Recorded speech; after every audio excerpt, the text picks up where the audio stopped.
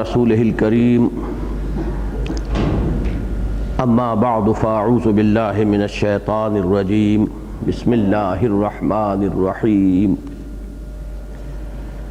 إن الذين يحادون الله ورسوله أولئك في الأذلين كتب الله لأغلبن أنا ورسلي إن الله قوي عزيز لا تجد قوما يؤمنون بالله واليوم الآخر يوادون من حاد الله ورسوله ولو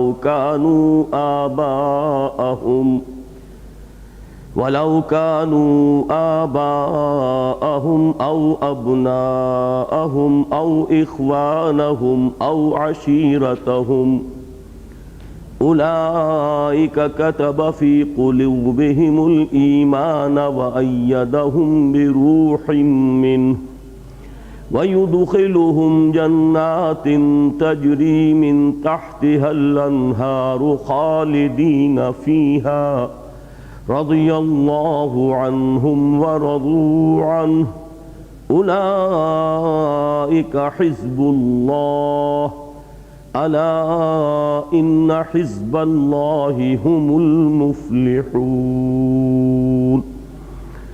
صدق الله العظيم رب اشرح لي صدري ويسر لي أمري واحلل عقدة من لساني يفقهوا قولي اللهم ربنا ألهمنا رشدنا وأعذنا من شرور أنفسنا اللهم أرنا الحق حقا وارزقنا اتباعه وأرنا الباطل باطلا وارزقنا اجتنابه اللهم وفقنا لما تحب وترضى آمین یا رب العالمین۔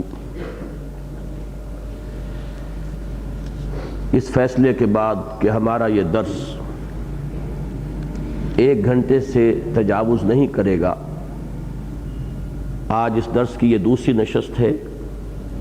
دعا کیجئے کہ اللہ تعالی ہمیں اس فیصلے پر کاربند رہنے کی توفیق عطا فرمائے۔ البتہ ایک منطقی نتیجہ اس کا یہ ہے کہ اب اعادہ اور تکرار اور گزشتہ درس کے ساتھ اس کے ربط و تعلق کو بیان کرنے میں ہم زیادہ وقت نہیں لے سکتے۔ آج میں براہ راست آگے بڑھ رہا ہوں۔ پچھلے درس کی آخری آیت میں ایک اصطلاح آئی تھی جو قرآن حکیم میں ایک ہی مقام پر آئی ہے، حزب الشیطان۔ اولئک حزب الشیطان الا ان حزب الشیطان هم الخاسرون۔ اگرچہ حزبہ کے عنوان سے حزب الشیطان کا ذکر ایک جگہ اور بھی آیا ہے کہ شیطان اپنی پارٹی کے لوگوں کو بلاتا ہے، دعوت دیتا ہے تاکہ انہیں جہنمی بنا دے، لیکن یہ کہ حزب الشیطان یہ جو اصطلاح ہے یہ قرآن مجید میں ایک ہی جگہ آئی ہے۔ اور جس آیت پر آج ہمارا درس ختم ہوگا اس میں لفظ آیا ہے حزب اللہ، بلکہ 2 مرتبہ آیا ہے اولئک حزب اللہ الا ان حزب اللہ هم المفلحون۔ حزب اللہ کی اصطلاح جو ہے قرآن حکیم میں ایک جگہ اور وارد ہوئی ہے اور وہ سورہ مائدہ ہے۔ ہم جب اس جگہ پہنچیں گے اپنے درس میں تو انشاءاللہ اس آیہ مبارکہ پر بھی ایک نگاہ ڈال لیں گے۔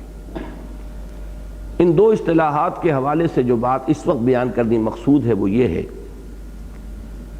کہ ویسے تو بالعموم بھی یہ بات صحیح ہے کہ قرآن مجید کا صحیح فہم حاصل نہیں ہو سکتا جب تک کہ دین کا جو حرکی تصور ہے وہ پیش نظر نہ رہے، وہ سامنے نہ رہے۔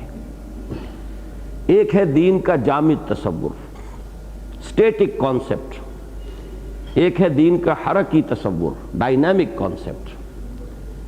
جامد تصور تو یہ ہے کہ بس اپنا عقیدہ درست ہو، اپنی نماز روزے کی پابندی ہو رہی ہو، خود انسان حلال اور حرام پر جس حد تک بھی ممکن ہو عمل پیرا ہو، فرائض کو ادا کر رہا ہو، حرام سے بچ رہا ہو، بس اگر یہاں تک معاملہ ہے، باقی اپنی توانائیاں، اپنی قوتیں، اپنی صلاحیتیں صرف کر رہا ہو دنیا کمانے میں، دنیا بنانے میں۔ اس لیے کہ ظاہر بات ہے کہ حرام نہیں ہے دنیا کمانا یا دنیا بنانا اگر حلال ذرائع سے ہو رہا ہو، لیکن اس جگہ بھی جو شخص پہنچا ہوا ہے اس کو میں تعبیر کر رہا ہوں اس وقت کہ یہ بھی ایک جامد تصور ہے دین کا۔ اس کے بالمقابل دین کا حرکی تصور کیا ہے کہ اپنے اعمال ذاتی فرائض کی ادائیگی کے بعد اور حرام سے مجتنب رہ کر اب جو انسان کی توانائیاں اور قوتیں ہیں اور صلاحیتیں ہیں ان کا اصل مصرف ہو اعلاء کلمت اللہ، دین کا غلبہ، اقامت دین کی جد و جہد، اللہ کے دین کو سربلند کرنے میں تن من دھن لگا دینا، اور اپنی ذات کے لیے اور اس دنیاوی ضروریات کے لیے انسان صرف قدر قلیل، یعنی اتنا کم سے کم، اتنا منیمم کہ جس سے جسم اور جان کا تعلق برقرار رہے، جو بیئر نیسیسٹیز ہیں زندگی کی وہ پوری ہو جائیں۔ یہ ہے حرکی تصور۔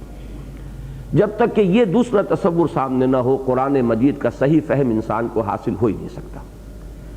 ایک بات بالعموم بھی سمجھ لیجئے، اور خاص طور پر بعض آیات قرآن مجید کی ایسی ہیں جیسی مثلاً آج ہم پڑھیں گے کہ اس کے بارے میں تو یہ بات قطعیت کے ساتھ ہے کہ جب تک پس منظر میں وہ کشمکش نہ ہو، باطل کے ساتھ کشمکش حق و باطل، وہ جو اقبال نے کہا ہے کہ ستیزہ کار رہا ہے ازل سے تا امروز، چراغ مصطفی سے شرار بولہبی، یہ کشمکش تو جاری ہے۔ ایک طرف شیطان ہے، اس کے ایجنٹ ہیں، ایک طرف اللہ ہے اور اس پر ایمان لانے والے ہیں، اس کے انبیاء اور رسول ہوتے تھے۔ اب ظاہر بات ہے کہ نبوت و رسالت کا دروازہ بند ہونے کے بعد اب اس کے ماننے والے، اس پر ایمان رکھنے والے ہیں، ان کے مابین کشمکش لازمی ہے، ان کے مابین بقائے باہمی ممکن ہی نہیں ہے۔ یہ تو لازماً ایک تصادم ہے کہ جو جاری رہے گا، اور اسی تصادم میں اصل میں اہل ایمان کے خلوص کا امتحان ہے۔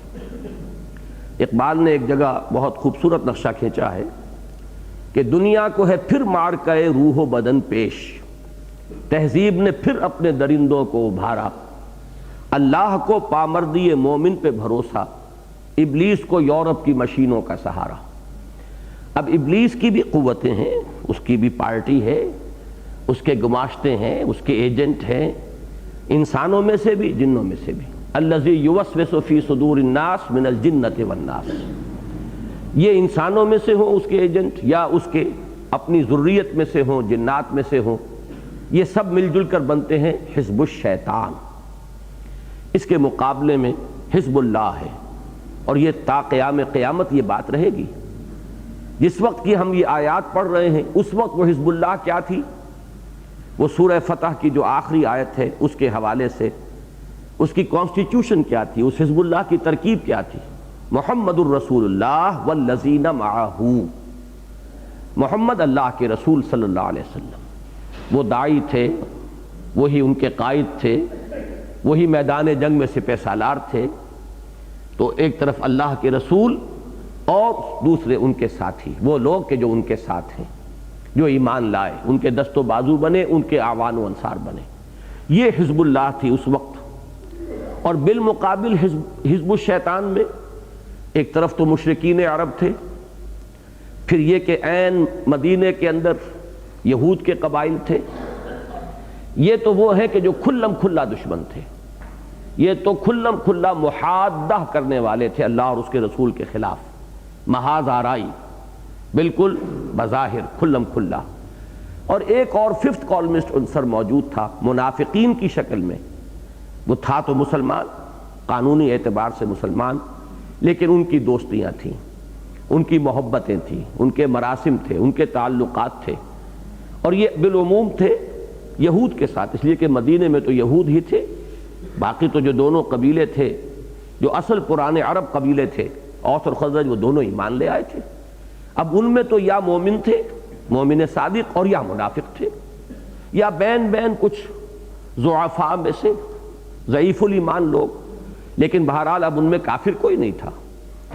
کافر جو تھے وہاں وہ وہی تھے اہل کتاب یہود، ان کے درمیان جو دوستی تھی منافقین اور یہود کے مابین، وہ ہے کہ جو اس پس منظر میں ہے، اور وہ کشمکش جو ہے، جو حزب الشیطان اور حزب اللہ کے مابین جو کشمکش ہو رہی تھی، اس کو پس منظر میں رکھیے تو یہ آیات صحیح طور پر سمجھ میں آئیں گی۔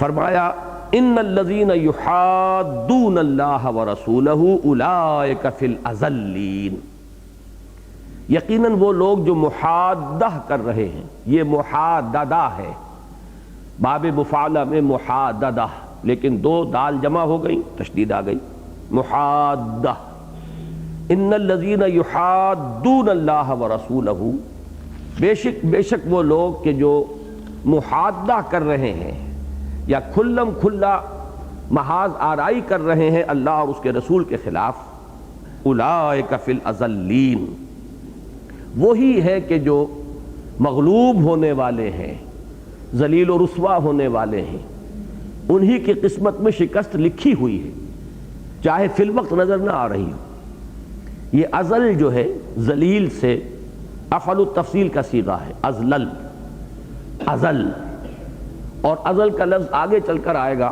سورہ منافقون میں بھی۔ یہ لفظ استعمال کرتے تھے منافق اہل ایمان کے لیے، چنانچہ عبداللہ ابن ابی نے یہ الفاظ غزوہ بنی المصطلق سے واپسی پر کہے تھے، اس نے یہ الفاظ کہے تھے کہ اگر ہم لوٹ گئے لئن رجعنا الی المدینۃ لیخرجن العز منها الاذل، کہ اس مرتبہ اگر ہمیں مدینے لوٹ جانا نصیب ہو گیا، واپسی ہو گئی کیونکہ غزوے سے واپس آ رہے تھے، تو ہم میں سے جو عزت والے ہیں، انتہائی عزت والے، اعز، اس کا تو مراد ہے خود اور اپنے جو ساتھی تھے ان کی طرف اشارہ ہے، لَيُخْرِجَنَّ الْأَعَزُّ مِنْهَا الْأَذَلُّ، جو انتہائی کمزور ہیں، ضعیف ہیں۔ یہ لفظ اچھی طرح سمجھ لیجئے، عربی میں ذلیل کا مفہوم کمزور کا ہے، اردو میں جب ہم یہ لفظ بولتے ہیں تو اس میں کمینگی کا مفہوم بھی آتا ہے، لیکن عربی میں وہ کمینگی کا مفہوم اس کا جزو لازم نہیں ہے، اس لیے کہ یہی لفظ استعمال ہوا ہے صحابہ کرام کے لیے بھی۔ وَلَقَدْ نَصَرَكُمُ اللَّهُ بِبَدْرٍ وَكُنْتُمْ أَذِلَّةً، اللہ نے تمہاری مدد کی تھی بدر میں بھی جبکہ تم بہت کمزور تھے۔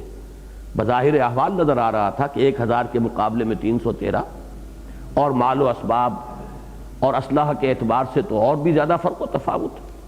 تو ذلیل کا لفظ جو ہے عربی میں آتا ہے کمزور کے لیے، مغلوب، بظاہر احوال بالکل مغلوب صورتحال تھی۔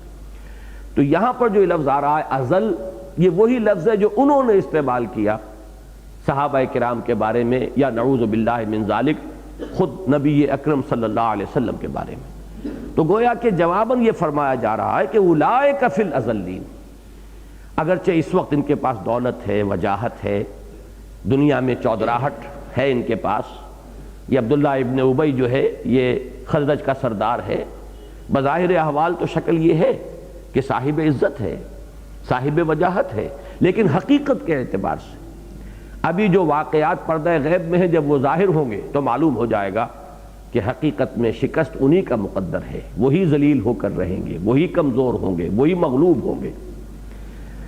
یہ لفظ جو آیا تھا یحادون، اس سورہ مبارکہ کی آیت نمبر 5 میں بھی آیا تھا، ان الذین یحادون اللہ ورسولہ کبتوا کما کبت الذین من قبلہم۔ اس وقت بھی میں نے عرض کیا تھا کہ وہاں جو لفظ آیا تھا کبتوا، یہ فعل ماضی ہے، ہلاک ہو چکے، برباد ہو چکے، تباہ ہو چکے، حالانکہ بالفعل عالم واقعہ میں ابھی نہیں ہوئے تھے، لیکن جو بات یقینی ہے قرآن مجید میں، وہ بات جو ہے وہ بھی جیسے کہ احوال آخرت، ان کا ذکر بھی صیغہ ماضی میں ہوتا ہے۔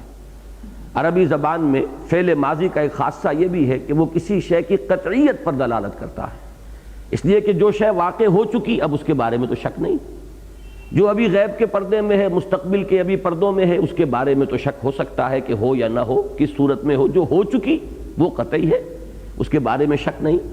اس کو ریورس کیجئے تو جس چیز میں شک نہیں گویا کہ وہ فعل ماضی کے اندر اس کا بیان ہو جائے گا۔ کبتوا کما کبت الذین من قبلہم، وہ بھی ہلاک و برباد ہو چکے جیسے کہ ان سے پہلے جو لوگ تھے جنہوں نے یہ کردار اختیار کیا تھا وہ ہلاک کیے جا چکے۔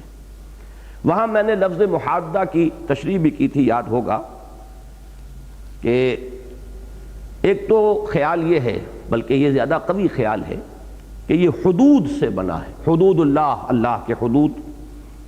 تو جو لوگ بھی حدود اللہ کو چیلنج کریں اور ان کے مقابلے میں کوئی اور حدود اپنے ذہن سے اختراع کریں، کوئی اور قوانین بنائیں، گویا کہ وہ اللہ کے خلاف بغاوت کرتے ہیں، اور وہی ہے کہ جو محادہ کرتے ہیں اللہ کے ساتھ، محاذ آرائی کر رہے ہیں، اس سے چیلنج کر رہے ہیں۔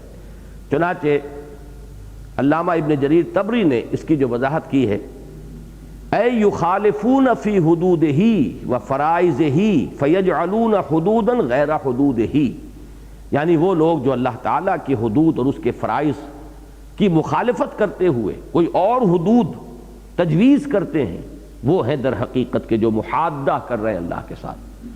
میں نے اس کی دوبارہ اس لیے وضاحت کی ہے کہ اس سے یہ بات جو ہے ہمارے سامنے آتی ہے کہ کس قدر خوفناک معاملہ ہے اس مسلمان قوم کا کہ جسے آزادی بھی حاصل ہو اور پھر وہ حدود اللہ کو ترک کر کے کسی اور قانون کے اوپر راضی ہو اور اس پر اپنے نظام کو لے کر چل رہی ہو، گویا کہ وہ برملا علی الاعلان محادہ کر رہی ہے اللہ کے ساتھ۔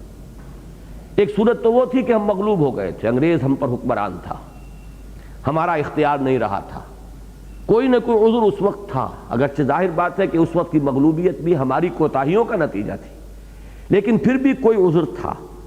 لیکن آزادی کے بعد تو اب کوئی عذر نہیں ہے، اب تو وہی سورہ مائدہ کے 3 فتوے لگتے ہیں کہ وَمَن لَّمْ يَحْكُم بِمَا أَنزَلَ اللَّهُ فَأُولَٰئِكَ هُمُ الْفَاسِقُونَ وَمَن لَّمْ يَحْكُم بِمَا أَنزَلَ اللَّهُ فَأُولَٰئِكَ هُمُ الظَّالِمُونَ فَأُولَٰئِكَ هُمُ الْكَافِرُونَ، یہ تینوں فتوے لگیں گے۔ تو ایک مفہوم تو یہ ہے محادہ کا، اور اسی میں لفظ حدید سے اگر اس کو لیا جائے، چونکہ سابق صورت ہے سورہ حدید، تو ایک صنعت لفظی بنتی ہے کہ حدید صرف لوہے کو نہیں کہتے، کوئی شے جس میں کاٹ ہو، کوئی چیز جو تیز ہو، جیسے کہ میں نے اس وقت بھی بتایا تھا فَبَصَرُكَ الْيَوْمَ حَدِيدٌ، میدان حشر میں ہر انسان کی نگاہ تیز ہو جائے گی، اس کے لیے لفظ آیا سورہ قاف میں کہ اب تک تو تمہاری آنکھوں پہ پردے پڑے ہوئے تھے، آج ہم نے کشفنا عنک غطاک، آج ہم نے وہ پردے ہٹا دیے ہیں، فَبَصَرُكَ الْيَوْمَ حَدِيدٌ۔ اسی طرح یہ لفظ آیا ہے سَلَقُوكُم بِأَلْسِنَةٍ حِدَادٍ، زبان کینچی کی طرح چل رہی ہو، تو اس کے لیے بھی لفظ حدید جو ہے اس کا استعمال ہوا ہے۔ تو یہاں پھر اگر اس لفظ سے اس کو لیا جائے تو مخالفت، جنگ آزمائی، راستہ روکنے کی کوشش، محاذ آرائی، یہ سب اس کے مفہوم شامل ہیں۔ اب جیسا کہ میں نے عرض کیا، یہ جو محادہ اس وقت ہو رہا تھا تو ایک طرف حزب اللہ تھی جس کے قائد سپہ سالار محمد الرسول اللہ، اور باقی اس میں آپ کے ساتھی انصار اور مہاجرین، ادھر کھلم کھلا دشمن یہودی، اور جو مارے آستین تھے مسلمانوں کی صفوں میں، جو ان سے محبت رکھتے تھے، ان سے تعلقات انہوں نے اپنے جاری رکھے تھے، ان کے ساتھ ملنا جلنا تھا، وہ ان کے ایجنٹ تھے۔ تو یہاں اصل میں اس آیت میں ذکر ہو رہا ہے یہود کا، ان الذین یحادون اللہ ورسولہ اولئک فی الاذلین کتب اللہ لاغلبن انا ورسلی ان اللہ قوی عزیز۔ اللہ نے لکھ دیا ہے، کتب اللہ، لفظی ترجمہ ہوگا لکھ دیا ہے، معنی اس کے کیا ہے؟ طے کر دیا ہے۔ کوئی شے جب طے ہو جائے پھر اسے لکھا جاتا ہے۔ ابھی اگر نیگوسیشن ہو رہی ہے میرے اور آپ کے مابین تو ابھی ہم تحریر کی طرف نہیں آئیں گے، جب بات طے ہو گئی اب اس کی تحریر ہو گئی۔ تو تحریر در حقیقت کسی شے کے آخری فیصلے اور قطعی اور حتمی ہونے کے لیے ایک استعارہ ہے۔ کتب اللہ، اللہ نے لکھ دیا، طے کر دیا، فیصلہ کر دیا، لأغلبن انا ورسلی، کہ لازماً غالب آؤں گا میں اور میرے رسول۔ یہ ہے اصل میں بہت اہم آیت، اس لیے کہ اس میں فلسفہ رسالت سے متعلق ایک بہت بنیادی بات ہے کہ جو سامنے آتی ہے، لیکن اس کے لیے بہت ہی تیزی کے ساتھ اور جلدی میں مجھے چند باتیں آپ کے سامنے رکھنی ہوں گی۔ نبی اور رسول یہ ان جوڑوں میں سے ایک جوڑا ہے، قرآن مجید میں اور ہمارے دین کی بنیادی اصطلاحات میں متعدد جوڑے ہیں کہ جو دو الفاظ بہت قریب المفہوم ہیں اور اکثر و بیشتر مترادف کی حیثیت سے استعمال ہوتے ہیں، لیکن ظاہر بات ہے کہ جب دو اصطلاحات ہیں علیحدہ علیحدہ تو ان کا مفہوم علیحدہ علیحدہ بھی ہے، مترادفات کے طور پر بھی آئیں گے۔ مثلاً ایک ہے جہاد اور قتال، ایک ہے ایمان اور اسلام، ایک ہے نبی اور رسول۔ اب ان میں ایک نسبت وہ تو ہے عام اور خاص کی جس پر سب کا اجماع ہے، سب مانتے ہیں، مومن خاص ہے، مسلم عام ہے، قتال خاص ہے، جہاد عام ہے، رسول خاص ہے، نبی عام ہے۔ اس کا کیا مطلب ہے؟ تینوں کے حساب سے نوٹ کر لیجئے۔ قتال تو لازماً جہاد ہے، لیکن ہر جہاد قتال نہیں ہوتا۔ جہاد ایک بہت ہی براڈ بیسڈ فینومینن ہے، اس کی ایک آخری شکل قتال ہے۔ تو قتال تو لازماً جہاد ہے، لیکن ہر جہاد قتال نہیں۔ اسی طرح ہر مومن تو لازماً مسلم ہے، لیکن ہر مسلم مومن نہیں ہوتا۔ یہ ایک خاص ایمان خاص ہے، اسلام عام ہے۔ اسی طرح ہر رسول تو لازماً نبی ہے، ہر نبی رسول نہیں ہے۔ اور اسی کا ہمیں بعض روایات سے بھی معلوم ہوتا ہے کہ رسولوں کی تعداد تو 313 بتائی گئی ہے، جبکہ انبیاء کی تعداد 1.25 لاکھ کے قریب ہے۔ وہی خاص اور عام کی نسبت ہے۔ باقی اب اختلاف ہے کہ اصل ان میں فرق کیا ہے، ان کے مفہوم میں۔ عام اور خاص کی نسبت پہ تو اتفاق ہے، لیکن یہ کہ ان کو ایک دوسرے سے ممیز کرنے والی چیز کیا ہے۔ بعض حضرات نے یہ کہا ہے کہ رسول وہ ہے کہ جو نئی شریعت لے کر آئے، یا رسول وہ ہے جو کتاب جس کو ملی ہو۔ حالانکہ بالکل اس کے برعکس مثالیں موجود ہیں۔ حضرت داؤد علیہ السلام کو کتاب دی گئی، لیکن وہ رسول نہیں ہے، نبی ہیں صرف۔ اسی طریقے سے حضرت اسماعیل کو رسول کہا گیا ہے، اور حضرت موسیٰ علیہ السلام کے ساتھ حضرت ہارون رسول شمار ہوتے ہیں، لیکن ان کو کوئی کتاب نہیں دی گئی۔ تو یہ چیزیں جو ہے یہ نہیں ہے اصل شے یہ ہے کہ نبوت تو ایک ذاتی مرتبہ ہے، ایک حیثیت ذاتی ہے، اور رسالت ایک اپوائنٹمنٹ ہے، ایک کسی جگہ پر تعیناتی جس کو آپ کہتے ہیں۔ رسالت حقیقت میں کسی معین قوم یا کسی معین علاقے یا شہر کی طرف جب کسی نبی کو بھیج دیا جائے، اذهب الى فرعون، جاؤ فرعون کے پاس، اس سے پہلے وہ نبی تھے۔ ہم کلام ہو رہے ہیں، وحی شروع ہو چکی ہے، نبوت تو ہے، لیکن یہ حکم جب ملا ہے کہ اب جاؤ فرعون کے پاس، یہ ہے در حقیقت یہاں سے رسالت کا آغاز ہو جائے گا۔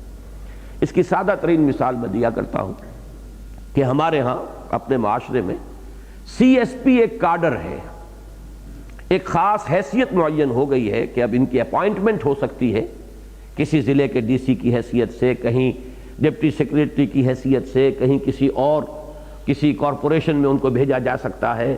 ان کا ایک کاڈر ہے، جہاں بھی وہ جائیں گے سی ایس پی رہیں گے، لیکن اپنی اپوائنٹمنٹ کے اعتبار سے، عہدے کے اعتبار سے وہ بدلتے چلے جائیں گے۔ کبھی وہ کہیں وہ کمشنر ہوں گے، کبھی وہ ڈپٹی کمشنر تھے، کہیں وہ سیکریٹری ہوں گے۔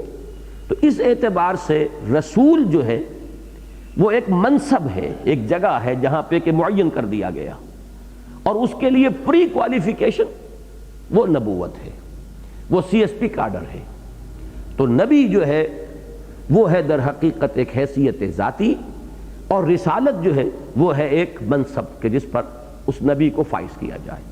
اب یہ فرق سمجھ لیجئے، نبی جب تک نبی ہے صرف اور رسول نہیں ہے، اور بہت سے نبی ایسے ہیں کہ جو آخر وقت تک رسول نہیں ہوئے۔ جب ہم یہ کہتے ہیں کہ 1.25 لاکھ انبیاء آئے، رسول 313 آئے، تو اب گن لیجئے، وہ تو لگ بھگ 1.25 لاکھ ہی ہیں، ان میں سے 313 نکال دیں گے تو کون سی کمی آ گئی؟ وہ سب کے سب نبی ہی رہے نا، رسالت کے منصب پر وہ فائز نہیں ہوئے۔ جب تک یہ معاملہ ہے وہ مغلوب بھی ہو سکتے ہیں، انہیں قتل بھی کیا جا سکتا ہے، لیکن جب نبی رسالت پر فائز ہو جائے، اب وہ نمائندہ ہے اس آسمانی حکومت کا۔ جیسے کہ سفیر کا قتل جو ہے آپ کو معلوم ہے اعلان جنگ شمار ہوتا ہے۔ کوئی عام شہری پاکستان کا اگر کسی دوسرے ملک میں قتل کر دیا جائے تو اس کی وہ اہمیت نہیں ہے، چاہے وہ شہری کتنا ہی ہمارے ہاں معزز ہو اور صاحب حیثیت ہو، لیکن سفیر کا قتل کر دیا جانا یہ گویا کہ اعلان جنگ ہے۔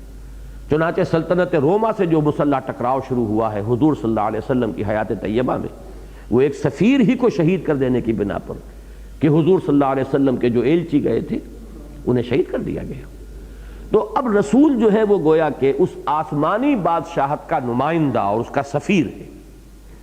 اور لفظ رسول اس معنی میں استعمال ہوتا ہے آج بھی۔ آپ کو معلوم ہوگا کہ جب پنڈت نہرو گئے تھے سعودی عرب کے دورے پر، سرکاری دورے پر، یہ میری زندگی کے ان واقعات میں سے ہے جو گاہ بگاہ یاد آتے رہتے ہیں. تو وہاں ان کا بہت پرجوش خیر مقدم ہوا تھا اور بینرز بنے تھے مرحباً برسول السلام. لفظ رسول استعمال کیا، بہت غصہ آیا تھا اس وقت ہمیں، لیکن پھر سوچا کہ بھائی ان کی تو زبان عربی ہے نا، یہ تو اس زبان میں اس کے معنی ایلچی، رسول کے معنی ایلچی. تو وہ چونکہ اس وقت وہ پنج شیلا اور ہندی چینی بھائی بھائی، یہ بہت فلسفہ جو ہے اس وقت وہ بہت عروج پر تھا، اور ایک طرح سے گویا کہ میسنجر آف پیس بنے ہوئے تھے پنڈت جی.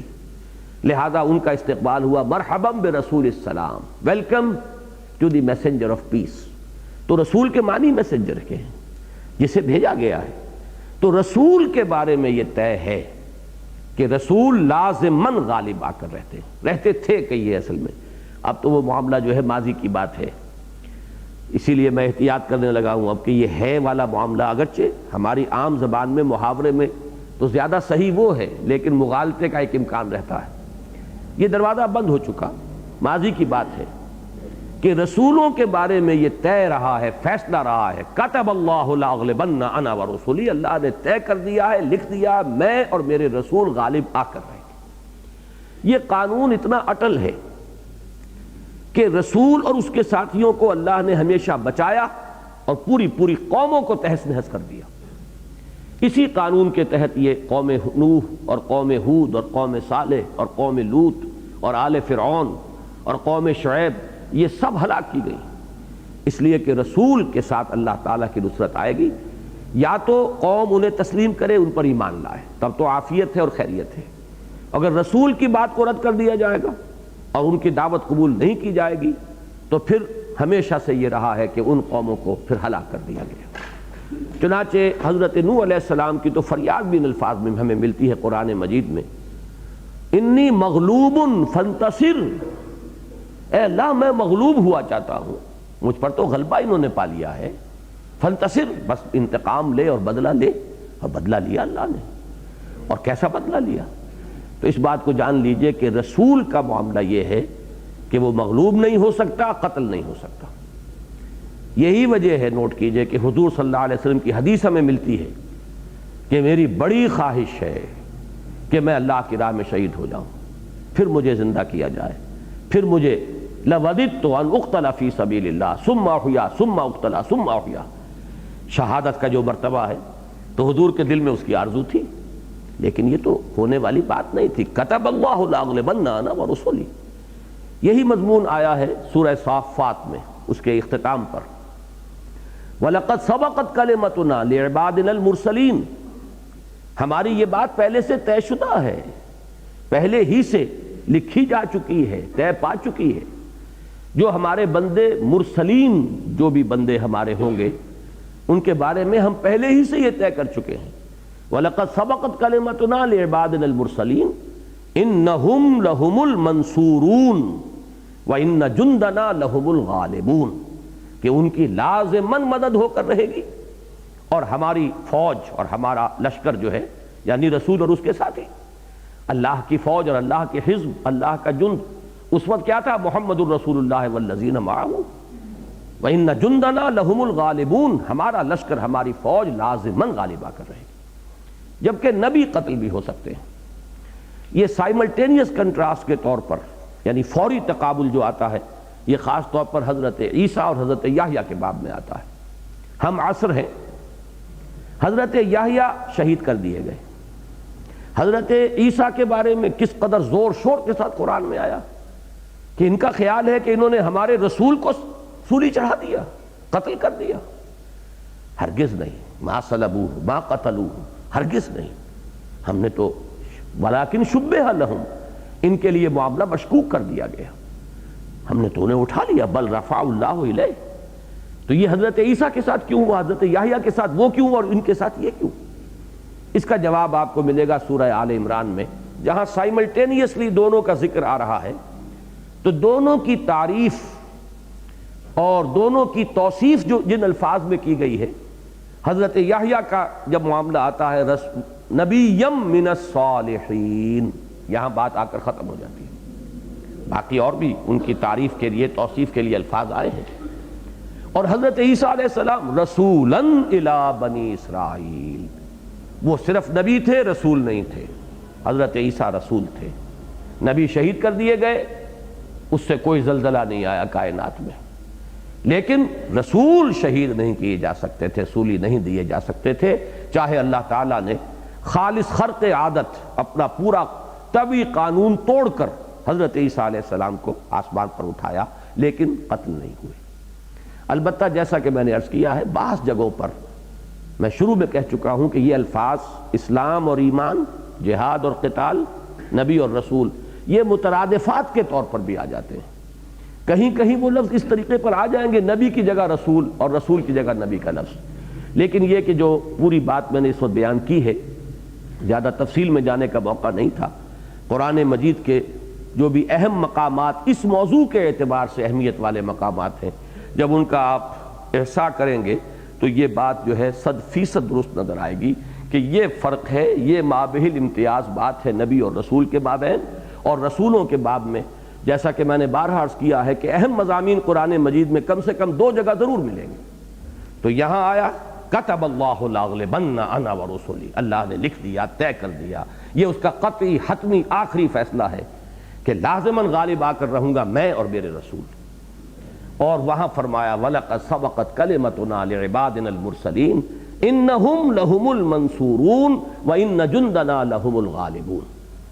اور جیسا کہ میں نے عرض کیا، حضرت یحییٰ اور حضرت عیسیٰ علیہ السلام کا تقابلی مطالعہ سورہ آل عمران میں کیجئے تو بہت نمایاں بات نظر آئے گی، نبیًا من الصالحین رسولاً الی بنی اسرائیل۔ یہی فرق و تفاوت ہے جس کی بنا پر ان کا معاملہ جو ہے مختلف ہمیں نظر آتا ہے۔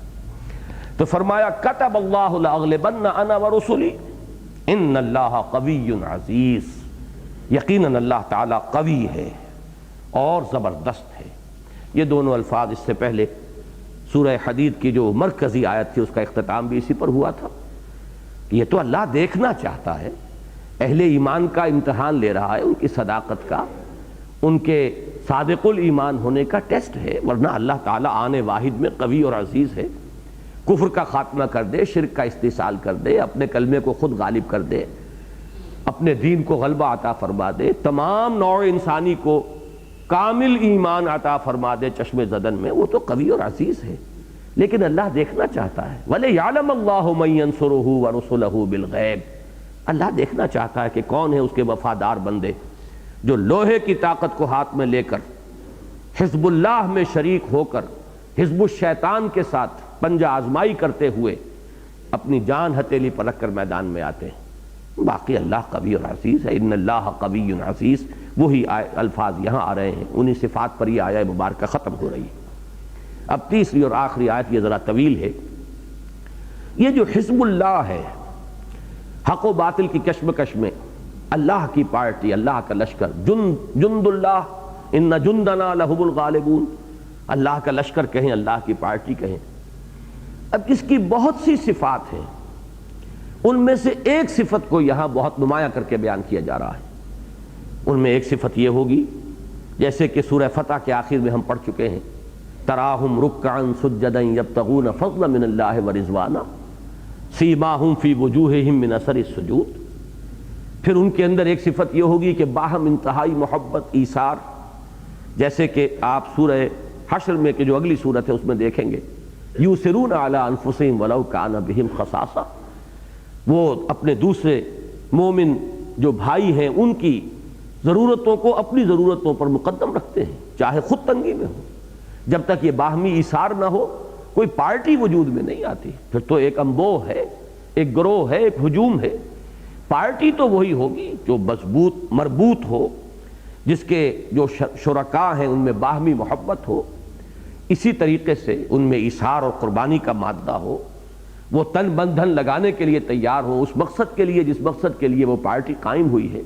تو یہ مختلف اوصاف ہیں، لیکن ایک وصف جو اس وقت جگہ نمایاں کیا جا رہا ہے وہ یہ ہے کہ ان کی کوئی دلی محبت، کوئی ان کا قلبی محبت کا رشتہ جو ہے ان لوگوں سے ہرگز نہیں ہو سکتا جو اللہ اور اس کے رسول کے دشمن ہوں، اللہ اور اس کے رسول کے خلاف محاذ آرائی کر رہے ہوں۔ اگر وہ رشتہ برقرار ہے تو اس کے معنی یہ ہے کہ اب ان کا خلوص اللہ کے ساتھ اور اس کے رسول کے ساتھ اور اللہ کے دین کے ساتھ وہ مشکوک ہو جائے گا، گویا کہ مذبذب ہے، کسی نہ کسی درجے میں فی قلوبہم مرض والی بات موجود ہے۔ یہی فی قلوبہم مرض ہے جو آگے بڑھ کر نفاق کی شکل اختیار کرتا ہے۔ لہذا یہاں جو ہے ان کے اس وصف کو نمایاں کیا جا رہا ہے کہ ان کی محبت کے معیار اور پیمانے اب بالکل بدل گئے ہیں۔ اب خونی رشتے ان کی محبت کی اساس نہیں ہے، یا دنیاوی مفادات ان کی محبت کی بنیاد نہیں ہے۔ دنیا میں بسا اوقات انسان تعلقات کو برقرار رکھتا ہے، پروان چڑھاتا ہے، کچھ نہ کچھ مفادات دنیاوی جو ہے ان کے اعتبار سے، اور یہ کہ ایک خونی رشتہ یہ ہے کہ جس کی بنا پر محبت کرتے ہیں۔ ایمان کی وہ شان جو بیان کی گئی کہ کامل ایمان اسی شخص کا ہے، من احب للہ وابغض للہ واعطى للہ ومنع للہ فقد استقبل الایمان۔ جس نے محبت کی تو صرف اللہ کے لیے کی، دشمنی رکھی تو صرف اللہ کے لیے رکھی، اپنے نفس کی دشمنی نہیں بلکہ یہ کہ اللہ کی وجہ سے دشمنی۔ کسی کو کچھ دیا تو اس لیے دیا کہ اس کو دینا اللہ کو پسند ہے، کسی سے کچھ روکا تو اس لیے روکا کہ اس کا روکنا اللہ کو پسند ہے۔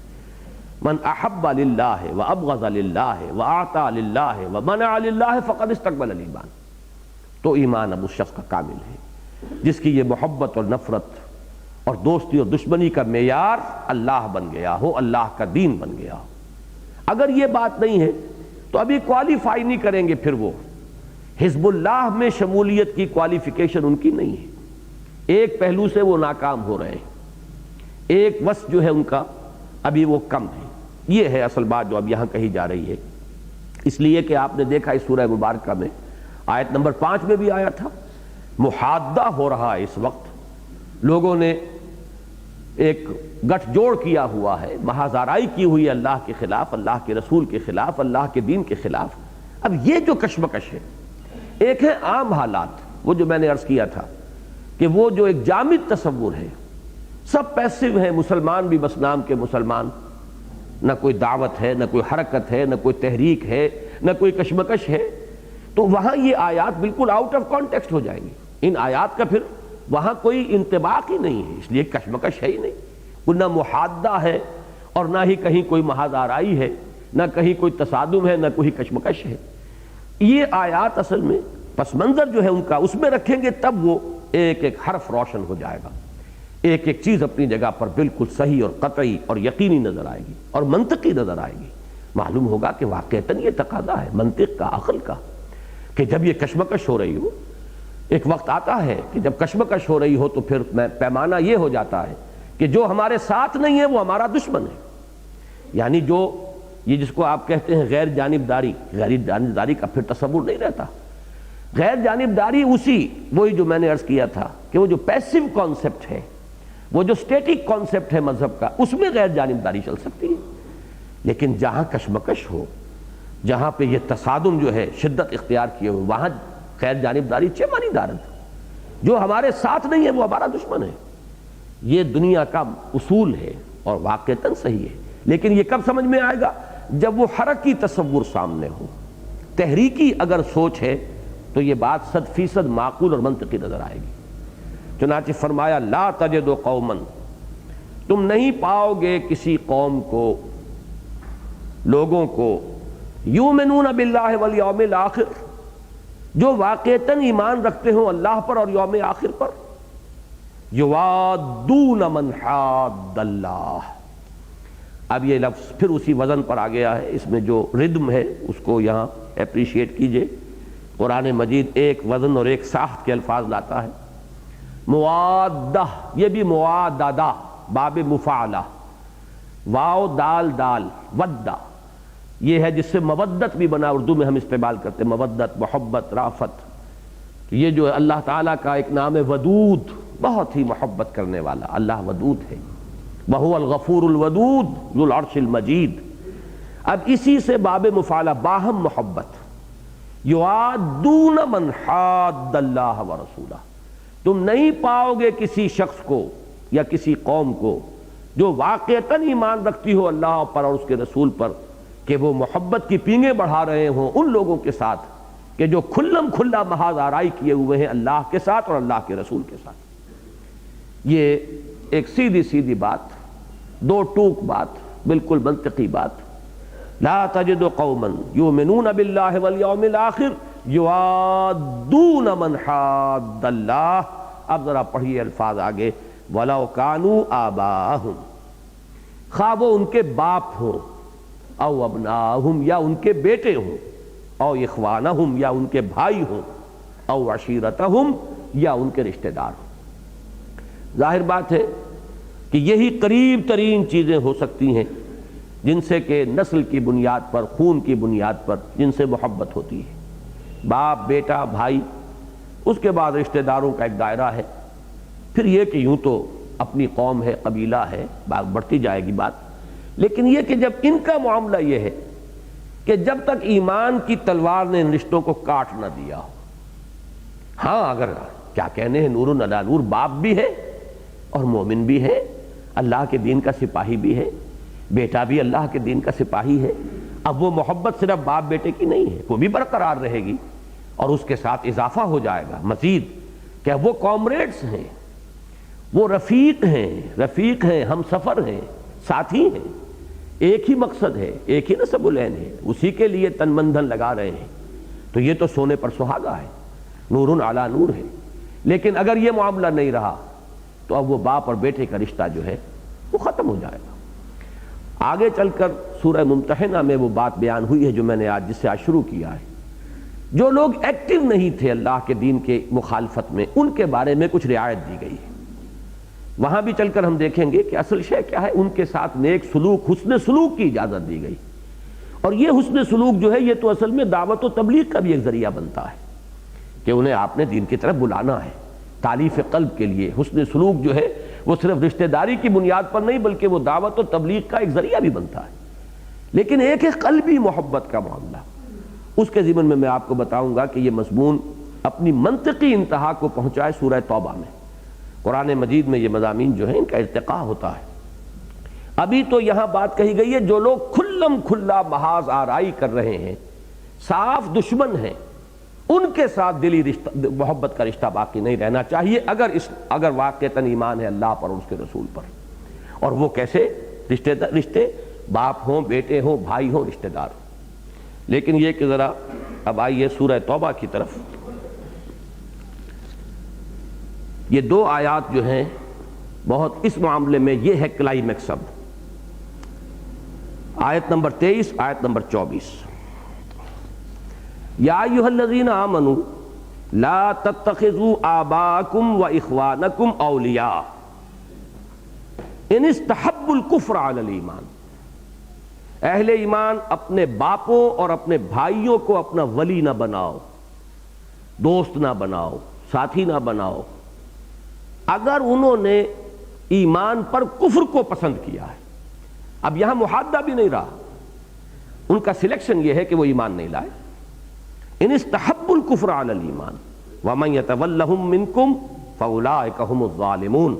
جو اب ان کے ساتھ دوستی کرے گا، جو ان کے ساتھ موالات باہمی کا معاملہ کرے گا، وہی ظالم ہے۔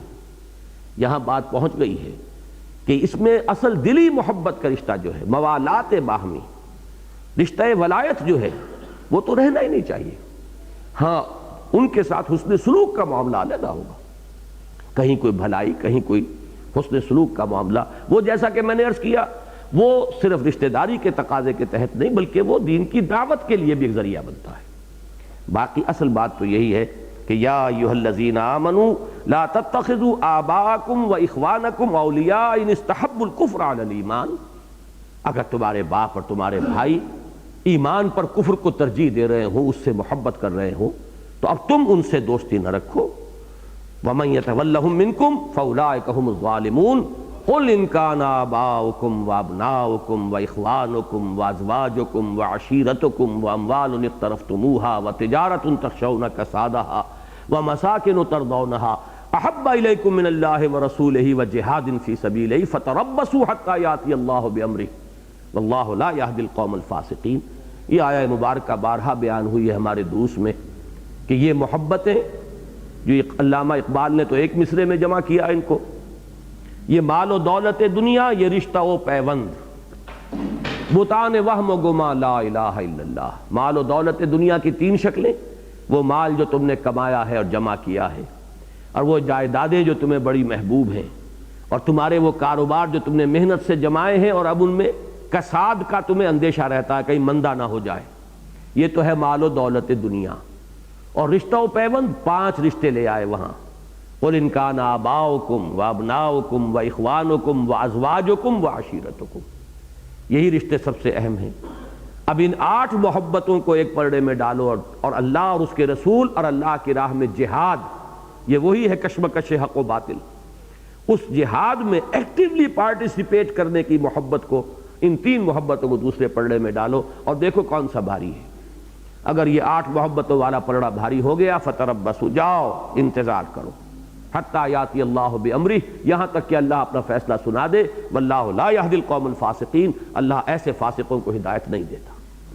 یہ ہے نقطہ عروج اس مضمون کا، جس کا کہ یوں سمجھیے کہ ایک اعتبار سے یہاں پر جو ہے درمیانی درجے میں بیان ہو رہا ہے، لا تجد قوما یؤمنون باللہ والیوم الآخر یوادون من حاد اللہ ورسولہ ولو كانوا آباءهم او ابناءهم او اخوانهم او عشیرتهم اولئک کتب فی قلوبهم الایمان وأیدهم بروح منہ۔ یہاں پھر دیکھیے لفظ کتبہ کس مفہوم میں آ رہا ہے، یہی ہے کہ جن کے دلوں میں اللہ نے ایمان کو لکھ دیا ہے، کھبا دیا ہے، نقش کر دیا، یوں کہیے کہ اگر ہم اپنے محاورے میں کہ دل میں نقش ہو گیا ہے، دل میں کھب گیا ہے، راسخ ہو گیا ہے۔ اولئک کتب فی قلوبہم الایمان، یہ وہ لوگ ہیں کہ جن کے دلوں میں اللہ تعالیٰ نے ایمان کو کھبا دیا، جیسے کہ سورہ حجرات میں ہم پڑھ چکے ہیں، صحابہ کرام کے بارے میں آیا وَلَٰكِنَّ اللَّهَ حَبَّبَ إِلَيْكُمُ الْإِيمَانَ وَزَيَّنَهُ فِي قُلُوبِكُمْ، گویا کہ اگر یہ کیفیت نہیں ہے تو ابھی ایمان راسخ نہیں ہوا، ابھی یہ پتھر کی لکیر نہیں بنا ہے، ابھی یہ ڈاواں ڈول ہے، اس میں وہی تذبذب کی کیفیت ہے کہ لا الہ ہؤلاء ولا الہ ہؤلاء، یا جیسے پچھلی درس میں آیا تھا کہ یہ نہ ان میں سے ہیں نہ آپ میں سے ہیں مسلمانوں، ما ہم منہم ولا منکم، وہ نہ ان میں سے ہے اور نہ تم میں سے ہیں، مذبذبین بین ذالک، سورہ نساء میں الفاظ آئے مذبذب رہ جائیں گے، جب تک کہ یہ بات نہ ہو جائے، ان محبتوں سے بالا تر نہ ہو جائے ایمان کا رشتہ، جیسے کہ صحابہ کرام نے کر کے دکھایا ہے۔ بدر کے میدان میں یہ واقعات ہوئے ہیں، یہ کوئی کہنے کی باتیں نہیں ہیں، اور بالکل رشتہ داروں کے اوپر تلواریں چلی ہیں، چچا اور ماموں کو قتل کیا گیا ہے، قریبی عزیزوں کو قتل کیا گیا ہے، واصل جہنم کیا گیا ہے۔ حضرت ابوبکر کے وہ الفاظ کہ جب کہا ان کے بیٹے عبد الرحمن نے جو اس وقت تک ایمان نہیں لائے تھے اور کفار کی طرف سے آئے تھے کہ ابا جان بدر میں آپ میری زد میں آ گئے تھے لیکن میں نے آپ کا لحاظ کیا، فرمایا کہ بیٹے تم نے اس لیے لحاظ کیا کہ تمہاری جنگ جو ہے وہ باطل کے لیے تھی، خدا کی قسم اگر کہیں تم میری زد میں آ جاتے کبھی نہ چھوڑتا۔ یہ ہے معاملہ۔ اولئک کتب فی قلوبہم الایمان، فی قلوبہم الایمان، یہ وہ لوگ ہیں جن کے دلوں میں اللہ نے ایمان کو لکھ دیا، جیسے کہ کالنقش فی الحجر، جیسے کہ پتھر میں نقش ہو جائے کوئی شے، پختہ ہو جائے۔ وَأَيَّدَهُمْ بِرُوحٍ مِّنْهُ، اور ان کی تائید فرمائی ہے اپنی جانب سے ایک خاص فیضان کے ذریعے سے۔ لفظ روح پر اب گفتگو کرنے کو جی چاہ رہا تھا لیکن وقت نہیں ہے، لیکن یہ جان لیجئے کہ یہ را، واو اور ہا، اور واو چونکہ آپ کو معلوم ہے حرف علت ہے، یا اور الف کی شکل میں بھی بدل سکتا ہے، راحت، روحن، ریحن، یہ تمام جو ہیں اس مادے سے جو الفاظ بنے ہیں ان میں لطافت، غیر مرئی ہونا، یہ روح جو ہے ہماری غیر مرئی ہے، نظر نہیں آتی۔ اسی طرح وحی کو روح کہا گیا ہے، روحا من امرنا وَكَذَلِكَ أَوْحَيْنَا إِلَيْكَ رُوحًا مِّنْ أَمْرِنَا مَا كُنْتَ تَدْرِي مَا الْكِتَابُ وَلَا الْإِيمَانُ۔ ریح ہوا ہے، یہ بھی اس لیے کہ نظر نہیں آتی، محسوس ہوتی ہے کہ ہے لیکن یہ کہ نظر نہیں آتی۔ راحت، روح و ریحان، یہ بھی لفظ وہیں سے بنا ہے۔ راحت ایک احساس ہے باطنی، لیکن یہ کہ وہ شے کہیں نظر میں آنے والی نہیں ہے۔ تو یہاں پر بھی فیضان ربانی یہ اس کا اصل میں مفہوم ہوگا. اللہ تعالیٰ نے اپنے خصوصی فیضان سے ان کی مدد کی ہے. یعنی آسان کام نہیں ہے ان رشتوں کے اوپر تلوار چلا دینا. جو لوگ یہ منزل سر کر گئے، اب ظاہر بات ہے کہ میں اور آپ کیا سمجھیں گے اس کو جبکہ ہمارے سامنے وہ سچویشن ہی نہیں. یہ تو جب وہ سچویشن آئی ہے کہ ایک طرف باپ ہو اور ایک طرف بیٹا ہو، ایک سگا بھائی ادھر ہے اور دوسرا سگا بھائی ادھر ہے، حمزہ ادھر ہے عباس ادھر ہے، یہ شکل جب آئی ہے، عبد الرحمن ادھر ہے اور ابی بکر ادھر ہے، ادھر عتبہ ابن ربیعہ ہے، ادھر حذیفہ ابن عتبہ موجود ہے، تب بات آئی نا، تب سمجھ میں آتی ہے کہ یہ ہے واقعہ. لیکن ہمارے لیے تو بس وہ ایک علمی سی بات ہے، ایک اس کا کوئی ہمارے حقیقی احساسات کے ساتھ کوئی رشتہ نہیں ہے بالفعل. البتہ کم تر درجے میں اس کے تجربات ہوتے ہیں. اگر دینی تحریک کے ساتھ، حرکت کے ساتھ انسان وابستہ ہو تو آتا ہے، قدم قدم پر رکاوٹیں آتی ہیں. یہ محبتیں جو ہے پاؤں میں بیڑیاں بنتی ہیں. اب آدمی اگر جھٹک دیتا ہے اور اپنے راستے پر آگے بڑھتا ہے تو معلوم ہوا کسی درجے میں اس کو اس وقت احساس ہوگا کہ اللہ تعالیٰ کی طرف سے کوئی خاص فیضان باطنی ہے جو میری تائید کر رہا ہے، جس سے مجھے نصرت حاصل ہو رہی ہے، جس سے مجھے تقویت باطنی مل رہی ہے. اولئک کتب فی قلوبہم الایمان وایدہم بروح منہ ویدخلہم جنات تجری من تحتہا الانہار، اور وہ داخل کرے گا انہیں ان باغات میں جن کے دامن میں ندیاں بہتی ہوں گی، خالدین فیہا، اور وہ اس میں ہمیشہ ہمیش رہیں گے. رضی اللہ عنہم ورضوا عنہ. یہ بلند ترین درجہ ہے قرآن مجید میں. کسی انسان کے فوز اور فلاح کے لیے جو الفاظ آئے ہیں ان کی تعبیر کی جو بلند ترین صورت ہے وہ یہ ہے، وہ اللہ ان سے راضی ہو گیا، وہ اللہ سے راضی ہو گئے. یہ باہمی رضا جو ہے، باہمی رضامندی، تسلیم و رضا کی کیفیت بندے کی طرف سے، اور اللہ بھی اعلان کر دے کہ میں اپنے اس بندے سے راضی ہوں. اب یہ ہے آخری منزل جو انسان حاصل کر سکتا ہے. رضی اللہ عنہم ورضوا عنہ. پھر اس مقام رضا میں یہ بھی شامل ہے کہ ہر ساقی ما ریخت عین الطاف است، میرے محبوب کی طرف سے جو شے بھی آئے اس کا لطف و کرم ہے. میرے پیالے میں میرے ساقی نے جو بھی انڈیل دیا کرم ہی کرم ہے. چاہے بظاہر کوئی تلخی کا احساس ہو رہا ہو، چاہے بظاہر کوئی تکلیف اور مضرت آ رہی ہے، چاہے بظاہر کوئی ناخوشگوار اور ناگوار صورتحال ہے جو سامنے آ گئی ہے، لیکن نہیں، میرے رب کی طرف سے ہے. لہذا صرف صبر نہیں، رضا، راضی برضائے رب رہنا، یہ واقعتاً ایمان کا سب سے اونچا مقام ہے. سورہ تغابن کے درس کے ضمن میں یہ چیزیں آتی رہی ہیں، اور آج کل جو وہ جنگ میں چھپ رہی ہیں اقساط، تو غالباً اگلی قسط جو ہے اس میں یا اس سے اگلی میں یہی مقام رضا جو ہے تفصیل کے ساتھ آنے والا ہے. اس لیے میں نے ذکر کر دیا ہے کہ اس کو دیکھیے گا. رضی اللہ عنہم ورضوا عنہ، اللہ راضی ہو گیا ان سے اور وہ راضی ہو گئے اس سے. اولئک حزب اللہ. جیسا کہ میں نے عرض کیا تھا کہ حزب اللہ کی یہی واحد کوالیفیکیشن نہیں ہے، لیکن یہ ایک اہم کوالیفیکیشن ہے. انسانی شخصیت جو ہے وہ ایک آرگینک ہول ہے، اس میں کچھ اوصاف ہیں وہ ایک دوسرے کے ساتھ گتھے ہوئے ہوتے ہیں، لازم و ملزوم. ان میں ضروری نہیں ہے کہ ایک جگہ پر سب کو جمع کیا جائے اور بیان کیا جائے. واقعہ یہ ہے کہ اس معیار پر جو شخص پورا اترے گا اس میں دوسرے بھی اوصاف لازماً موجود ہوں گے، لیکن ہر جگہ پر جو مضمون کی مناسبت ہے، جو سیاق و سباق ہے، اس کے اعتبار سے جو پہلو اہم ہے اس کو بیان کیا جاتا ہے. تو یہ نہ سمجھیے کہ صرف یہی ایک کوالیفیکیشن ہے، صرف یہی ایک وصف مطلوب ہے، بلکہ میں ذرا جلدی کے ساتھ سورہ مائدہ کی 3 آیات کا حوالہ دوں گا، اس لیے کہ وہ ایک مقام ہے جس میں کہ لفظ حزب اللہ آیا ہے قرآن مجید میں. دوسرے مقام پر سورہ مائدہ میں اس میں کچھ جمع کیے گئے ہیں اوصاف، تو وہ جامع نقشہ بھی ذرا سامنے آ جائے. یہاں اس وصف کے بعد فرمایا اولئک حزب اللہ الا ان حزب اللہ هم المفلحون. آگاہ ہو جاؤ کہ یقیناً اللہ کی پارٹی، اللہ کے حزب، اللہ کا لشکر وہی ہے کہ جو فلاح پانے والا ہے، کامیابی، آخری کامیابی کو حاصل کرنے والا ہے. سورہ مائدہ کی یہ آیات ہیں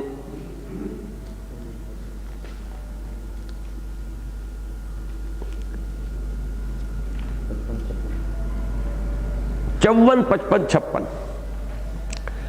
یا ایھا الذین آمنوا من یرتد منکم عن دینہ فسوف یأتی اللہ بقوم. اے اہل ایمان، تم میں سے جو شخص بھی اپنے دین سے پھر گیا وہ کان کھول کر سن لے کہ اللہ کو اس کی کوئی احتیاج نہیں ہے. اللہ اس کی جگہ کسی اور کو لے آئے گا، کسی اور کو کھڑا کر دے گا. یہ سعادت جو ہے کسی اور کو عطا فرمائے گا. اپنا جھنڈا، اپنے دین کا جھنڈا جو ہے کسی اور کے ہاتھ میں تھما دے گا. اب ان کے اوصاف کیا ہوں گے؟ فسوف یأتی اللہ بقوم یحبہم ویحبونہ، کہ اللہ ان سے محبت کرے گا اور وہ اس سے محبت کریں گے. نمبر 1، اذلۃ علی المؤمنین اعزۃ علی الکافرین. وہ اہل ایمان کے حق میں بڑے نرم ہوں گے اور کفار پر بہت بھاری اور سخت ہوں گے. جیسے کہ اقبال نے کہا کہ ہو حلقہ یاراں تو بریشم کی طرح نرم، اور رزم حق و باطل ہو تو فولاد ہے مومن. یا جیسے کہ سورہ فتح میں فرمایا گیا رحماء بینہم، آپس میں انتہائی شفیق رحیم. اشداء علی الکفار، محمد الرسول اللہ والذین معہ اشداء علی الکفار رحماء بینہم تراہم رکعا سجدا یبتغون فضلا من اللہ ورضوانا. تو اشداء علی الکفار رحماء بینہم. یہاں فرمایا اذلۃ علی المؤمنین اعزۃ علی الکافرین.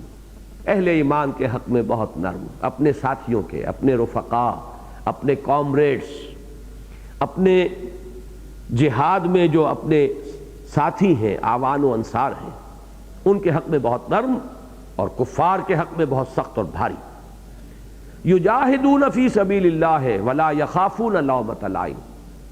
جہاد کریں گے اللہ کی راہ میں اور کسی ملامت کرنے والے کی ملامت کی پرواہ نہیں کریں گے. ذالک فضل اللہ یؤتیہ من یشاء واللہ واسع علیم. یہ اللہ کا فضل ہے، وہ دیتا ہے جس کو چاہتا ہے، اور اللہ بہت وسعت والا اور جاننے والا ہے. اب اس کے بعد چوتھا وصف، اور یہ در حقیقت مثبت بات ہے، وہاں منفی بات آئی تھی کہ تم نہیں پاؤ گے کسی شخص کو یا کسی گروہ کو جو اللہ پر اور یوم آخر پر ایمان رکھتا ہو کہ وہ دوستی رکھتا ہو، محبت کرتا ہو ان سے کہ جو اللہ اور اس کے دین کے خلاف سفاراں ہیں، محادہ کر رہے ہیں اللہ اور اس کے رسول سے. یہ منفی انداز تھا. اب یہاں مثبت انداز ہے. تمہاری دوستیاں اب کس پیمانے میں ڈھل جانی چاہیے، تمہاری دلی تعلقات کے اب معیارات کیا ہونے چاہیے. انما ولیکم اللہ ورسولہ والذین آمنوا الذین یقیمون الصلاۃ ویؤتون الزکاۃ وہم راکعون. تمہارا دوست تو بس اللہ ہے، تمہارا ولی اولین اللہ. اللہ ولی الذین آمنوا یخرجہم من الظلمات الی النور. تو اولین ولی تو اللہ ہے. نمبر 2 اس کے رسول ہیں صلی اللہ علیہ وسلم. نمبر 3 اہل ایمان ہے. والذین آمنوا، وہ اہل ایمان جو نماز قائم کرتے ہیں، زکوٰۃ ادا کرتے ہیں، جن میں خشوع و خضوع ہے، جن میں تواضع ہے، فروتنی ہے. اور اس کے بعد فرمایا وَمَن يَتَوَلَّ اللَّهَ وَرَسُولَهُ وَالَّذِينَ آمَنُوا. اور جو لوگ اپنی محبت کو اسی رخ پر ڈھال لیں جو واقعتاً ان کی ولایت باہمی کا رشتہ جو ہے اللہ اور اس کے رسول اور اہل ایمان ہی کے لیے خالص ہو جائے، فَإِنَّ حِزْبَ اللَّهِ هُمُ الْغَالِبُونَ. یہاں گویا کہ محذوف ہے فَأُولَٰئِكَ حِزْبُ اللَّهِ وَإِنَّ حِزْبَ اللَّهِ هُمُ الْغَالِبُونَ. انداز جو سورہ مجادلہ کا آخری الفاظ ہیں، حقیقت میں یہاں بھی وہی ہے، لیکن یہاں کچھ حذف ہے کہ جو لوگ یہ کریں گے وَمَن يَتَوَلَّ اللَّهَ وَرَسُولَهُ وَالَّذِينَ آمَنُوا فَأُولَٰئِكَ حِزْبُ اللَّهِ وَإِنَّ حِزْبَ اللَّهِ هُمُ الْغَالِبُونَ. لیکن یہاں درمیان کا وہ ٹکڑا چھوڑ دیا گیا.